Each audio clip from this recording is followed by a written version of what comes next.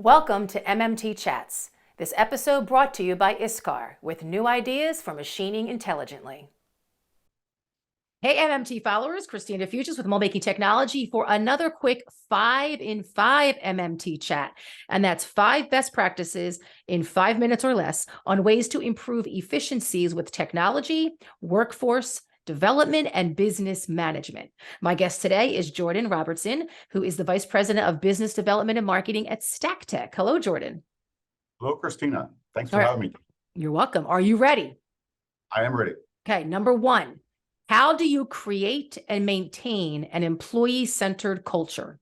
Once a year, we choose to give an award to one employee who best demonstrates the qualities of leadership, creativity, and determination. And of course, those are the 3 keywords when we're asking everybody to vote. Normally, we'll pull about 20 people, senior people, into a room and ask for nominations, and we talk, and within an hour, we settle on, okay, this is the person who is going to receive the award.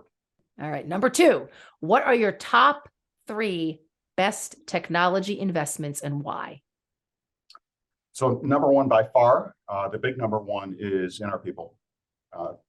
Technology and innovation comes from people. And number 2 on my list is, I would say, our engineering capabilities and the investments that we make in the latest and greatest engineering tools from 3D design and the automation of 3D design through to our melt flow analysis tools, our theoretical calculations and modeling of heat transfer from the hot molten plastic at its center through the steel to the cooling water and the mold, finite element analysis, the parts after they're molded, how strong are they going to be? And then number 3 is our equipment. We are a precision mold maker. The capabilities of the machines on our floor are changing significantly. We've made enormous investments in high-speed milling in recent years.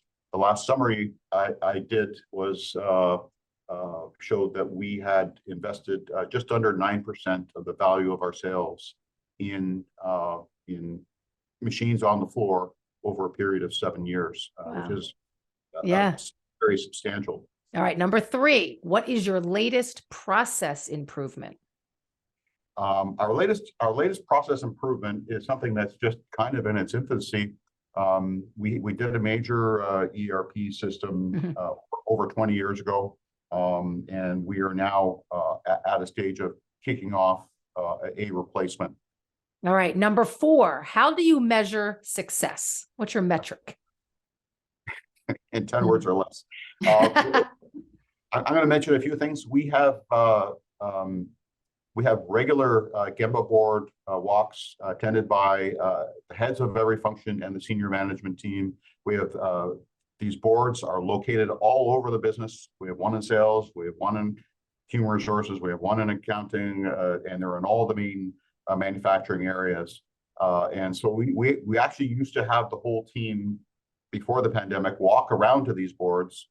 Today, since the beginning of the pandemic, we now do it. We take a picture of the board and everybody sees it through a Zoom call.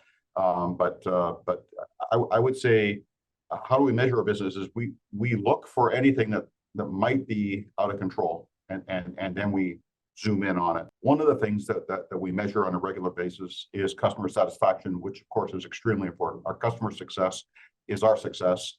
And so we have a questionnaire that we administer. And then of course, the basics of running a healthy business. Safety of employees, how are things going with respect to the things that we are doing, activities that work well for our employees. We have a very active social committee group. All right, number 5, how do you stay competitive? So staying competitive is challenging because in order to stay competitive, you need to be in a leadership position, and you need to maintain that leadership, which means you need to understand what's going on in the industry. So having a global reach and being present in the industry, what is being shown at trade shows, what is being said at the conferences and the industry associations. We invest a lot of time and work in being on top of what is going on in the industry. And then you need you need the ambition to set out and figure out, okay, where do we expect to be in the future? And, you know, here's 10 options of things we could do.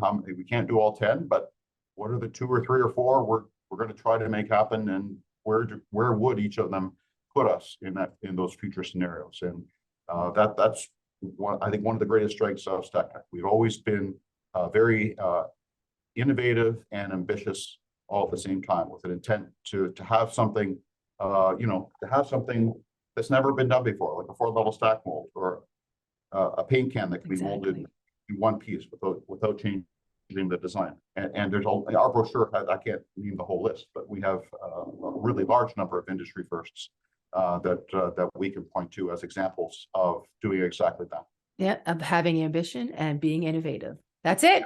1, 2, 3, 4, 5. Thank you, Jordan, for joining me for that quick 5 and 5. And for everybody out there watching, visit moldmakingtechnology.com for everything mold making, and stay informed and stay inspired.